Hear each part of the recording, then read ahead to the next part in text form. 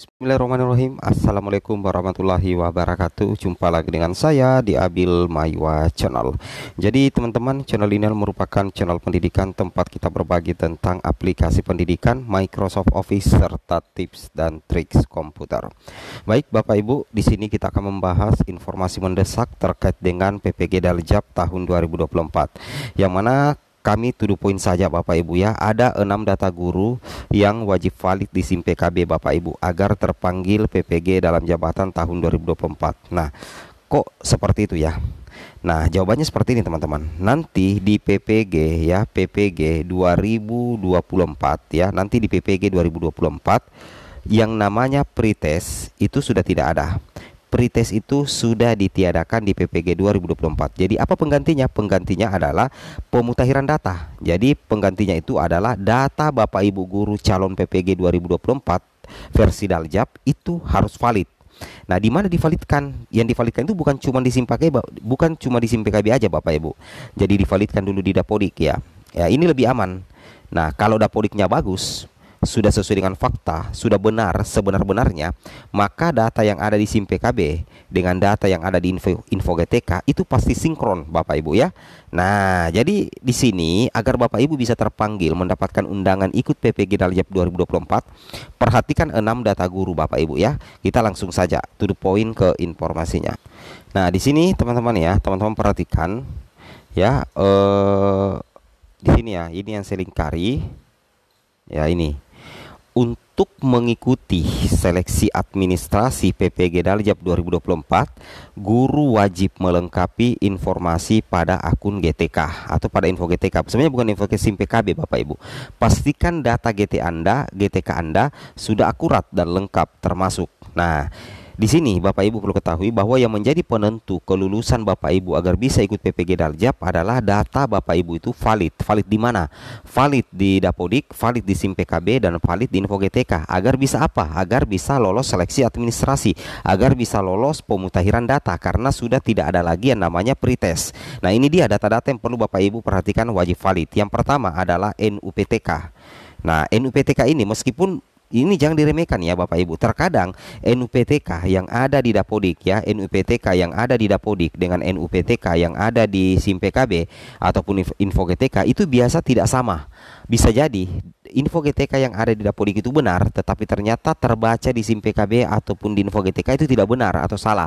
Nah, di situ Bapak Ibu harus teliti ya, memperhatikan keakuratan nomor NUPTK Bapak Ibu, baik di Dapodik, baik di SIM PKB maupun baik di info GTK. Kalian pastikan 3 aplikasi tersebut memuat NUPTK Bapak Ibu itu sama.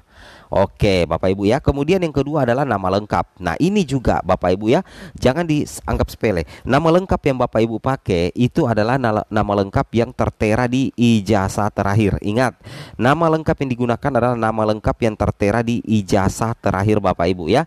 Oke. Kemudian jadi kalau misalkan ada gelarnya misalkan haji, itu tidak bisa dipakai Bapak Ibu. Tidak bisa dipakai di info GTK Bapak Ibu ya. Itu tidak bisa dipakai di SIM PKB-nya Bapak Ibu.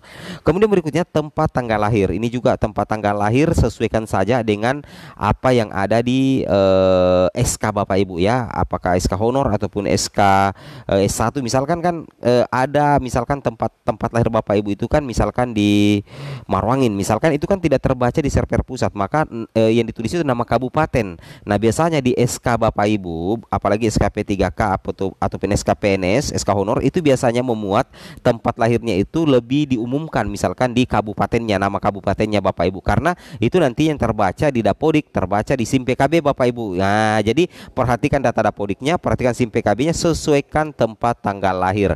Kalau misalkan ada masalah langsung verbal ulang Bapak Ibu ya, langsung verbal ulang. Kemudian yang keempat jenis kelamin ya, ini jenis kelamin juga perlu yang sampai salah ya. Kemudian jabatan fungsional. Nah, apa jabatan fungsional Bapak Ibu? Guru kelas, guru mapel itu diperbaiki di Dapodik ya, diperbaiki di Dapodik agar terintegrasi nantinya di SIM PKB. Kemudian pendidikan terakhirnya Bapak Ibu apa? S1, S2, S3. Jelasnya pendidikan terakhir itu yang diambil itu sebaiknya S1. Itu tercover di Dapodik. relevan di SIM PKB dan info GTK Bapak Ibu ya. Kalau misalkan data-data itu sudah aman, tinggal penilaian tersendiri dari Kemendikbudristek. Admin yakin Bapak Ibu itu bisa lulus ya dan ikut PPG Daljab tahun 2024. Nah, ini dia Bapak Ibu ya, file dari Rakor Pemda membahas terkait dengan pendidikan profesi guru bersama dengan Kementerian Pendidikan, Kebudayaan, Riset dan Teknologi. Nah, jadi ini datanya akurat pastinya Bapak Ibu ya, ini akurat pastinya, ini pasti akurat ya. Saya sangat yakin ya, ini pasti benar 100% ya. Itu yang wajib teman-teman pahami dan teman-teman cermati ya terkait dengan apa yang kami sampaikan pada hari ini. Nah, di sini kita coba buka terkait dengan transformasi Bapak Ibu ya, transformasi PPG Daljab tahun 2024 ya. Nah, Bapak Ibu perlu ketahui bahwasanya yang belum bersertifikasi itu tersisa 1,59 juta. Ini guru yang belum bersertifikat, sedangkan 1,3 juta atau sekitar 44,96% guru itu telah bersertifikat pendidik Bapak Ibu ya. Oke. Nah, nantinya Bapak Ibu perhatikan ini, kita lihat transformasi PPG Daljab tahun 2024 antara tahun 2023 dengan tahun 2024. Jelas sekali Bapak Ibu ya, lebih dipermudah di 2024. Nah, kalau di 2023 itu diundang sesuai dengan kuota kategori, kalau 2024 itu melalui pemutakhiran data guru Daljab secara masif. Di mana maksud pemutakhiran data guru Daljab secara masif artinya Bapak Ibu guru perbaiki data-datanya mulai dari data di Dapodik, data di SIM PKB dan data di info GTK. Itulah yang dikatakan pemutakhiran data guru PPG Daljab secara masif. Sedangkan itu adalah proses awal untuk diundang mengikuti PPG Bapak Ibu ya, PPG Daljab tahun 2024. Oke Bapak Ibu. Kemudian nantinya di tahun 2023 itu ada seleksi akademik. Sedangkan di PPG Daljab 2024 sama sekali tidak ada lagi yang namanya pretest. Jadi yang ada itu cuma dua, pemutakhiran data, seleksi administrasi. Kalau kategori A, seleksi administrasinya sudah lolos, tinggal pemutakhiran datanya. Jadi kalau misalkan pemutakhiran data Bapak Ibu itu sudah bagus, sudah benar, kemudian dokumen-dokumen yang disiapkan itu sudah benar, maka saya sangat yakin Bapak Ibu itu bisa terpanggil ya mengikuti PPG Daljab tahun 2024. Nah, kemudian kabar baiknya juga ya Bapak Ibu perlu ketahui, kabar baiknya juga untuk PPG Daljab 2024 di sini ya, itu mempermudah guru-guru yang usianya sudah tidak muda lagi dan baru ikut PPG, karena di sini kabar baiknya bahwa di transformasi PPG Daljab tahun 2024 untuk urusan pendidikan itu berdasarkan kemampuan peserta. Ini kita lihat ya.